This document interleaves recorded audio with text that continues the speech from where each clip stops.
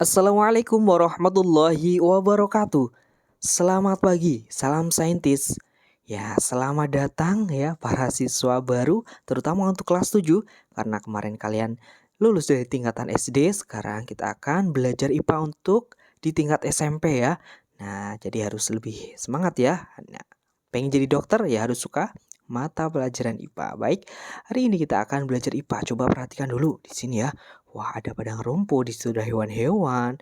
Kemudian ini ada mengamati teman ya. Kemudian kalian IPA nanti identik dengan percobaan atau praktikum ya. Wah, senang sekali kan? Baik, kemudian di sini ada matahari yang setiap hari kita lihat terbit dari sebelah timur. Nah, ini ada percobaan juga ya. Hal ini terkait dengan materi apa kira-kira? Baik, hari ini yaitu terkait bab 1, materi tentang objek IPA dan pengamatannya.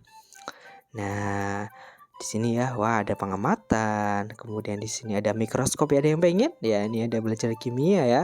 Wah, ini ada alat-alatnya. Baik, kita bahas mengenai objek IPA dan pengamatannya untuk kelas 7 ya. Apa itu keterampilan proses dalam IPA? Ya, pertama kita bahas mengenai keterampilan proses sains dasar ya. Kalian harus ya, sikap yang harus kalian miliki sebagai seorang saintis ya, belajar IPA yang pertama adalah keterampilan proses berupa keterampilan mengamati ya, keterampilan mengelompokkan. Kalian bisa mengklasifikasikan prediksi ya. Oh, saya misalnya percobaan di prediksi saya adalah, nah itu. Kemudian keterampilan menyimpulkan dan keterampilan mengkomunikasikan. Itu adalah keterampilan proses dasar sainsnya. Kemudian proses ya terintegrasi. Kalau tidak dasar sekarang adalah yang terintegrasi.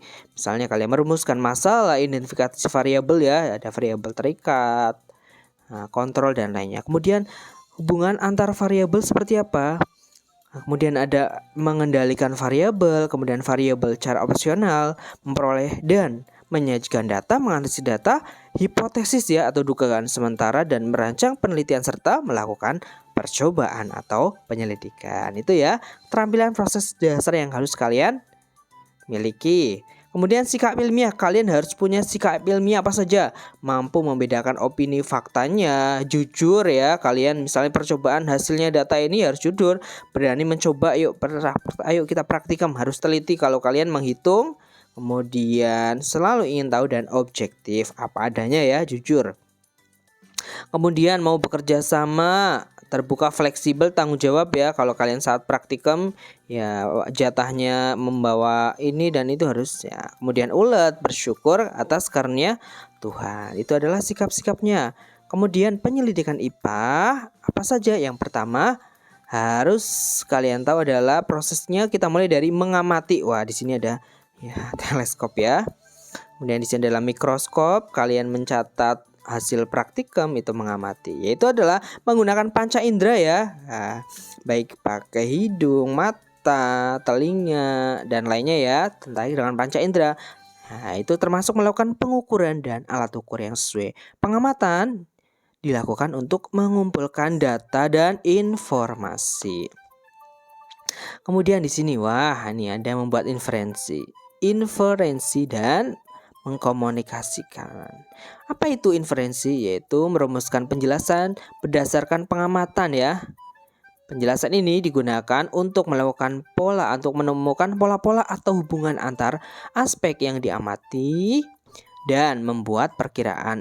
Tadi saya habis melihat, mengamati, ya ayo kita rumuskan. Kemudian ada mengkomunikasikan setelah kalian melakukan pengamatan dan kemudian membuat penjelasan hasil pengamatan itu, kemudian adalah mengkomunikasikan ya, yaitu mengkomunikasikan hasil penyelidikan baik secara lisan maupun tulisan. Ini misalnya kalian presentasi ya, kalian membawa hasilnya berupa tulisan. Hal yang dikomunikasikan termasuk data, bisa ya, bisa berbentuk grafik atau tabel, bagan gambar yang relevan. Itu adalah ya. Kemudian manfaatnya kita mempelajari IPA apa sih ya? Kita akan belajar IPA. Jelas ya, meningkatkan kualitas hidup misalnya ya. Apakah bunga yang ditanam kita itu bisa tumbuh? Nah, itu. Kemudian memahami berbagai hal di sekitar kita. Misalnya, mengapa matahari itu bisa bersinar ya? Kemudian dengan kita belajar IPA ya, menyelesaikan masalah. Misalnya kita ya, bagaimana ya mendapatkan air bersih dari air yang keruh. Misal di situ adalah banyak air yang kotor atau comberan. Bisa seperti kemudian kita memberikan manfaat berpikir secara logis dan sistematis. Artinya apa? Misalnya jika datanya seperti ini, kesimpulannya seperti apa ya? Nah, ini adalah kualitas hidup. Kemudian memahami berbagai hal di sekitar kita, menyelesaikan masalah dan berpikir logis. Ini penjelasannya ya. Kemudian objek IPA. Nah, kita belajar objek IPA itu terkait apa saja ya? Jadi objek IPA itu adalah apa?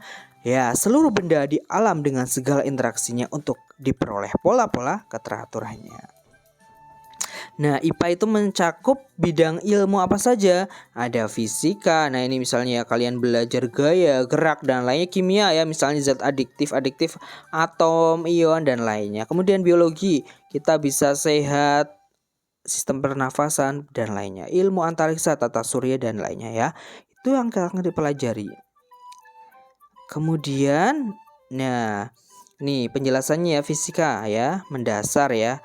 Materi, energi, gerak, panas, cahaya. Kalau kimia itu menyelidiki tentang penyusun dan perubahan zat, atom dan lainnya ya. Biologi berarti tentang sistem kehidupan ya. Dari yang renik ukurannya sampai yang luas ya, sistem pernafasan, pencernaan dan lainnya.